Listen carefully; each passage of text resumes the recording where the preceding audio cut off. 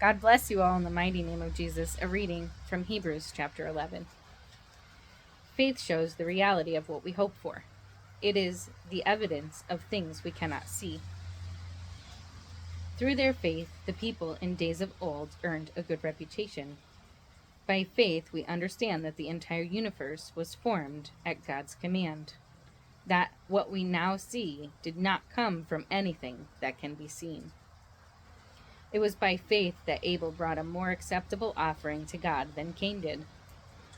Abel's offering gave evidence that he was a righteous man, and God showed his approval of his gifts. Although Abel is long dead, he still speaks to us by his example of faith. It was by faith that Enoch was taken up to heaven without dying. He disappeared because God took him. For before he was taken up, he was known as a person who pleased God, and it is impossible to please God without faith. Anyone who wants to come to him must believe that God exists and that he rewards those who sincerely seek him. It was by faith that Noah built a large boat to save his family from the flood. He obeyed God, who warned him about things that had never happened before. By his faith, Noah condemned the rest of the world, and he received the righteousness that comes by faith. It was by faith that Abraham obeyed when God called him to leave home and go to another land that God would give him as his inheritance. When he went without knowing where he was going, and even when he reached the land God promised him, he lived there by faith, for he was like a foreigner living in the tents. And so did Isaac and Jacob, who inherited the same promise. Abraham was confidently looking forward to a city with eternal foundations, a city designed and built by God. It was by faith that even Sarah was able to have a child. Though she was barren and was too old, she believed that God would keep his promise. And so a whole nation came from this one man who was as good as dead, a nation with so many people that, like the stars in the sky and the sand on the seashore, there is no way to count them. All these people died still believing what God had promised them.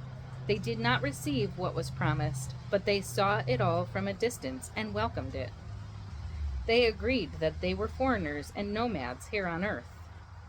Obviously, people who say such things are looking forward to a country they can call their own. If they had longed for a country they came from, they could have gone back. But they were looking for a better place, a heavenly homeland. That is why God is not ashamed to be called their God, for he has prepared a city for them. It was by faith that Abraham offered Isaac as a sacrifice when God was testing him.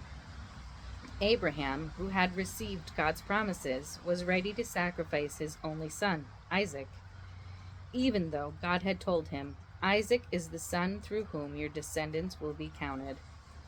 Abraham reasoned that if Isaac died, God was able to bring him back to life again.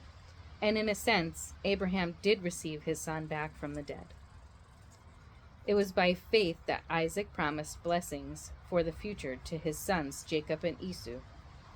It was by faith that Jacob, when he was old and dying, blessed each of Joseph's sons and bowed in worship as he leaned on his staff.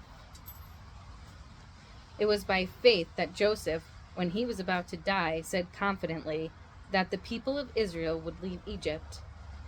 He even commanded them to take his bones with them when they left.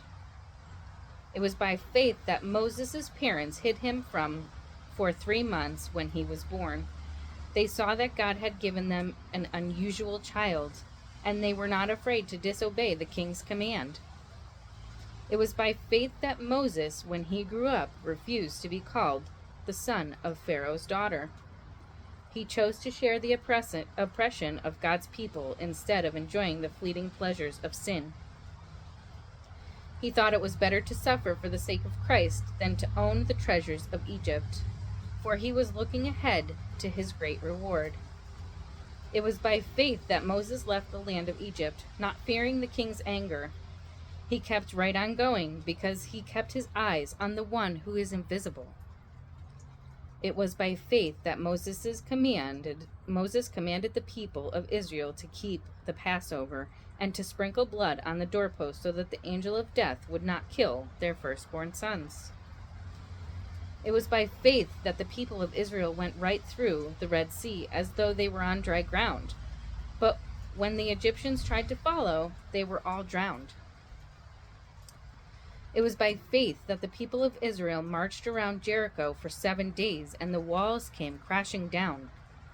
It was by faith that Rahab, the prostitute, was not destroyed with the people in her city who refused to obey God, for she had given a friendly welcome to the spies. How much more do I need to say? It would take too long to recount the stories of the faith of Gideon, Barak, Samson, Jephthah, David, Samuel, and all the prophets. By faith, these people overthrew kingdoms, ruled with justice, and received what God had promised them. They shut the mouths of lions, quenched the fires of flames, and escaped death by the edge of the sword. Their weakness was turned to strength. They became strong in battle and put whole armies to flight. Women received their loved ones back again from the death, but others were tortured, refusing to turn from God in order to be set free. They placed their hope in a better life after the resurrection. Some were jeered at, and their backs were cut open with whips. Others were chained in prisons. Some died by stoning. Some were sawed in half, and others were killed with the sword. Some went about wearing skins of sheep and goats, destitute and oppressed and mistreated. They were too good for this world, wandering over deserts and mountains, hiding in caves and holes in the ground. All these people earned a good reputation because of their faith, yet none of them received all that God had promised. For God had something better in mind for us, so that they would not reach perfection without us. Brothers and sisters, stay strong in the Lord. Hold tight. Jesus is coming. I love you all. God bless you all.